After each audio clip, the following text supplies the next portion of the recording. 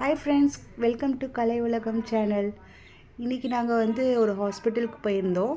அங்கே வாட்டரு குமட்டிய ஸ்விம்மிங்கில் நிறைய தண்ணி இருந்துச்சு, கப்பல் இருந்துச்சு, இருந்துச்சு, எந்த மரம் சின்ன மரம் இருந்துச்சு.